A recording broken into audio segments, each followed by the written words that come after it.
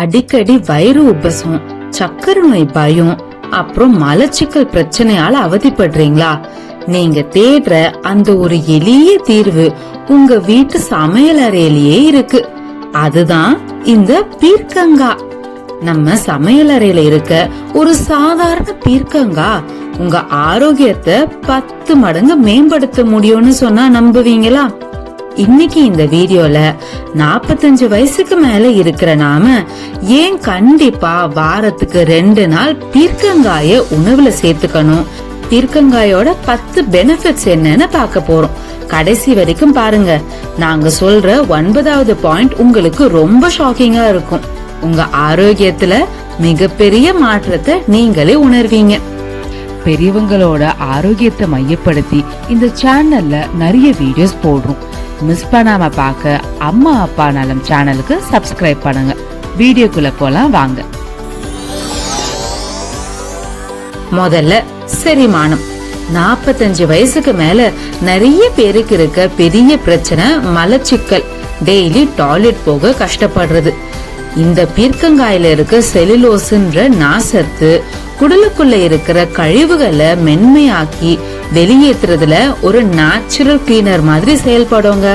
வாரத்துல 2 முறை இத சாப்பிடும் போது உங்க குடல் சீராகி வயிறு உபசம் குறையறத நீங்களே பாப்பீங்க. அடுத்து சர்க்கரை வியாதி. பீர்க்கங்காயில லோ கிளைகமிக் இண்டெக்ஸ் இருக்கு. இதனால நீங்க இத சாப்பிட்டதுக்கு அப்புறம் ரத்தத்துல சர்க்கரை அளவு திடீர்னு ஏறாது. அது மட்டும் இல்ல, இதுல இருக்கிற இன்சுலின் உங்க உடம்பு இன்சுலினை ஒழுங்கா பயன்படுத்த ஹெல்ப் பண்ணுது. சர்க்கரை நோயாளிகளுக்கு இது ஒரு பாதுகாப்பான உணவு. சுவையான ஆரோக்கியமான பீர்க்கங்காய் கூட்டு எப்படி பண்றதுன்னு பார்க்கலாமா? முதல்ல கொஞ்சம் பருப்பு கழுவி ஊற வச்சுக்கோங்க. சிறு பருப்பு, தோரம் பருப்பு, கடலை பருப்புல கூட இந்த கூட்டு வைக்கலாம், நல்லா இருக்கும். இப்ப பீர்க்கங்காய் தோலை சீவிக்கோங்க. ரொம்ப ஒட்ட தோலை சீவ வேண்டாம், தோல்ல சத்து இருக்கு. நரன்னு இருக்க பகுதியை சீவிக்கோங்க, நல்லா கழுவிக்கோங்க. இப்ப காய அரிஞ்சு வச்சுக்கோங்க.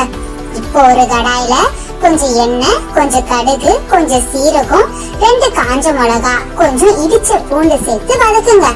இப்போ கொஞ்சம் நறுக்கின வெங்காயத்தை சேர்த்துக்கோங்க. வேணும்னா கொஞ்சம் தக்காளி சேர்த்துக்கோங்க, இல்லனாலும் நல்லாதான் இருக்கும். இப்ப அதுல வெட்டி வச்ச பீர்க்கங்காய சேர்த்து நல்லா வேக வைங்க. பீர்க்கங்காய் முக்காவாசி வெந்ததுக்கு அப்புறமா வேக வச்ச பருப்பை சேர்த்துக்கோங்க. எல்லாம் நல்லா கலந்ததுக்கு அப்புறமா நல்லா வெந்த அப்புறம் கொஞ்சம் கொத்தமல்லியை சேர்த்து இறக்கிக்கோங்க. அவ்வளவுதான், சுவையான பீர்க்கங்காய் கூட்டு ரெடி. இத சாதத்துக்கு போட்டு சாப்பிடலாம், தோசை சப்பாத்திக்கு கூட சைட் டிஷ்ஷா சாப்பிடலாம். வாரத்துக்கு 2 நாள் பீர்க்கங்காயை உங்க உணவுல சேர்த்துக்கோங்க. 3வது பிபி. பொட்டாசியம் அதிகமா இருக்கிற காய்கறிகளை சாப்பிட டாக்டர் சொல்லுவாங்க. அதுக்கு பீர்க்கங்காய் பெஸ்ட்ங்க. இது ரத்த நாளங்கள்ல இருக்கிற அழுத்தத்தை குறைச்சு ரத்த ஓட்டத்தை சீராக்குது. சோ பிபி பிரச்சனை இருக்கிறவங்க பயம் இல்லாம இந்த பீர்க்கங்காய உணவுல சேர்த்துக்கோங்க. 4வது லிவர் டீடாக்ஸ். நம்ம உடம்புல இருக்க நச்சுக்களை வெளியேற்றுற ஃபில்டர் தான் லிவர்.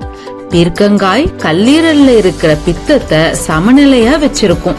நச்சுக்களை நீக்கி நம்ம லிவரை பாதுகாக்கவும் உதவுதுன்னு டாக்டருங்க சொல்றாங்க.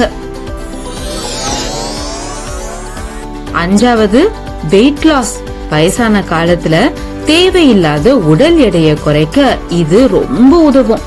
இதுல கலோரி கம்மி, ஆனா தண்ணீர் சத்து அதிகம். இதனால வயிறு சீக்கிரம் நிறைஞ்ச உணர்வை தரும். பசியை கட்டுப்படுத்துங்க.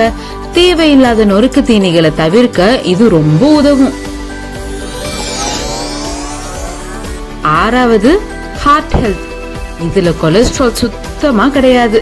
இது ரத்தத்துல இருக்க கெட்ட கொழுப்பை குறைச்சு இதய அடைப்பு இல்லாம பாதுகாக்க உதவுது. இதயம் சம்பந்தப்பட்ட நோய்கள் வராம தடுக்க ஆரோக்கியமான டயட்ல இதுக்கு ஒரு இடம் உண்டு. பீர்க்கங்காய் தோல்ல நிறைய சத்து இருக்கு. அதை வெட்டி தூக்கி போடாம துவையல் பண்ணி சாப்பிடுங்க.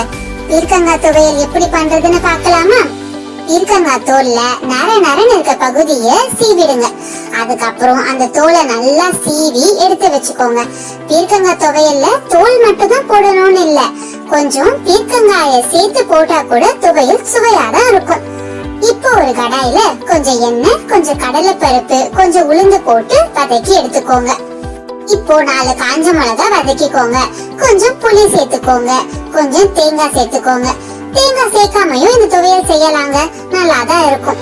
அவ்வளவுதான்.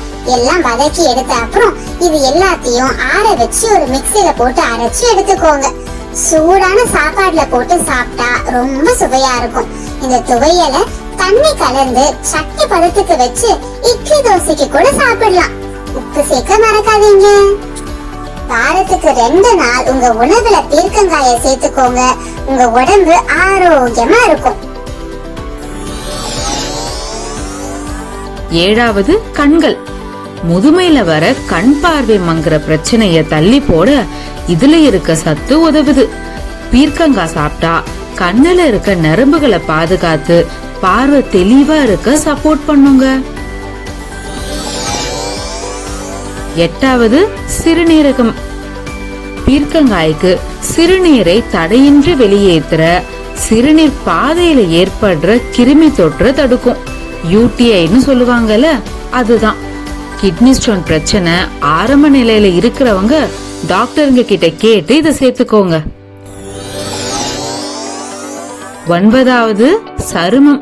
பீர்க்கங்காய் சாப்பிட்டா இளமையா இருப்பாங்கன்னு சொன்னா நம்புவீங்களா? இதுல இருக்க வைட்டமின் சி மற்றும் ஆன்டி ஆக்சிடென்ட்ஸ் சருமத்துல சுருக்கங்கள் வராம தடுக்குமா. ரத்தத்தை சுத்தப்படுத்துறதுனால முகம் பொலிவா இருக்கும். வயசானாலும் இளமையா தெரியறதுக்கு இது ஒரு ரகசிய உணவு. 10வது, இதுதான் ரொம்ப முக்கியம், ரத்த சோகை. 45 வயசுக்கு மேல நிறைய பேருக்கு ரத்த சோகை வருது. பீர்க்கங்காயில இரும்பு சத்து, வைட்டமின் B6 அதிகமா இருக்கு. இது உடம்புல ரத்த அணுக்களை உற்பத்தி பண்ணி நீங்க எப்பவும் சுறுசுறுப்பா இருக்க உதவும். ரத்த சோகையால வர சோர்வை இது விரட்டி அடிக்குங்க.